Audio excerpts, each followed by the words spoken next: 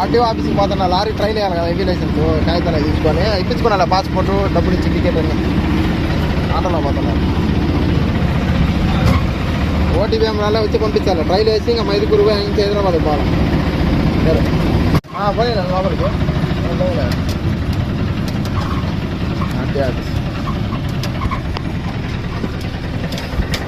Lorry trial అయినాడా? ఉందిలే, lorry కూడా రెడీగా ఉంది. అదే డ్రైవ్ దీపక్ డ్రైవింగ్ స్కూల్. అది ఊరకట్ట దూరినందుకు 600 వేయాలంతా. లారీ ఈయన్నే వాళ్ళదే, దీపక్ వాళ్ళదే. మనకు లేదు కదా వాహనము. బండికి పోతుంటే ముందు